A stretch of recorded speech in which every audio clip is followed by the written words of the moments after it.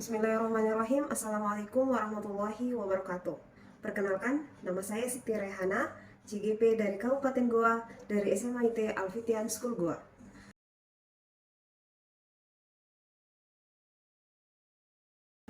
Adapun cara saya dalam mentransfer dan menerapkan pembelajaran yang saya dapatkan dalam program guru penggerak di lingkungan sekolah saya adalah yang pertama dengan melakukan konsultasi dan komunikasi kepada kepala sekolah sebagai pemangku kepentingan untuk program-program kegiatan di guru penggerak.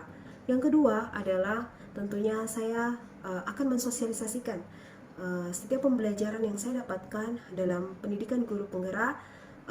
Kemudian tentunya di antara beberapa hal tersebut terkait pengambilan keputusan, saya pasti akan men-share ya, mengkomunikasikan terkait bagaimana mengambil keputusan dengan berdasarkan 4 paradigma dan tentunya 3 prinsip dengan 9 langkah dengan menyajikan contoh khusus rujukan moral dan dilema etika. Dan yang terakhir adalah menerapkan dan berbagi pengalaman pengambilan keputusan dari hal-hal yang baik yang diperoleh dari calon guru penggerak. Seperti yang kita ketahui dalam modul 3 pengambilan keputusan, setiap CGP dihadapkan dengan beberapa kasus yang sungguh luar biasa dalam pengambilan keputusan tersebut.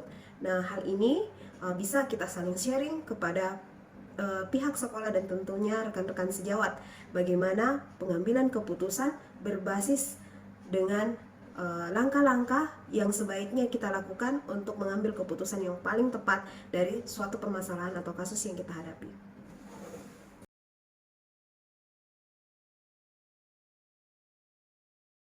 Terkait langkah-langkah awal yang seharusnya kita lakukan ya dalam mengambil sebuah keputusan berdasarkan pemimpin pembelajaran di sini yaitu dengan menerapkan 4 paradigma. Nah, 4 paradigma ini bisa kita lakukan sebelum proses pengambilan keputusan itu. Setelah itu kita masuk ke dalam 3 prinsip yang utama. Nah, 3 prinsip ini kita harus memilih dari permasalahan atau kasus yang kita hadapi. Selanjutnya, kita dapat melanjutkan proses pengambilan keputusan kita dengan mempertimbangkan 9 langkah pengambilan keputusan yang tentunya penuh tanggung jawab. Nah, sebagai pemimpin pembelajaran yang dimulai tentunya dari diri saya secara pribadi, dan jika sudah berhasil, saya akan menerapkannya dan saya akan mensosialisasikannya juga kepada rekan sejawat dan tentunya komunitas praktis yang sudah kita rancang sebelumnya. Nah, ini juga tidak hanya berlangsung pada unit SMA saja, tapi bisa di lingkup sekolah saya. Utamanya sekolah saya berada di satu yayasan di mana mencakup dari TK, SD, SMP, dan SMA. Saya pikir ini sangat penting sebagai pengembangan profesi kita sebagai seorang pendidik, dimanapun level satuan pendidikannya.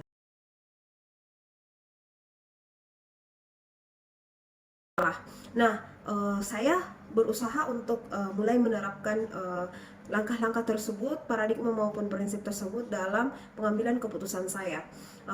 Dimulai dari saya secara pribadi dan kemudian yang saya terapkan dalam pembelajaran di kelas saya.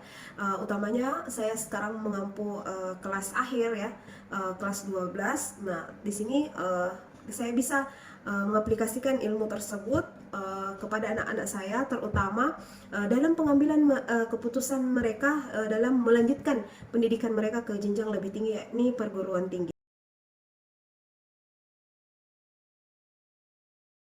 Jadi yang mendampingi tentunya adalah kepala sekolah sebagai pimpinan dan sebagai tempat untuk kita berkonsultasi terkait pembelajaran yang sudah kita jalankan di dalam kelas.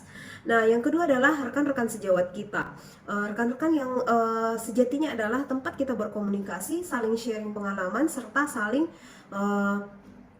belajar untuk mendapatkan ilmu untuk membimbing anak. Nah, kita tentunya adalah rekan-rekan di komunitas praktisi. Kita sangat berharap bahwa pendampingan ini adalah jalan untuk sama-sama belajar bagaimana mengambil keputusan yang paling tepat.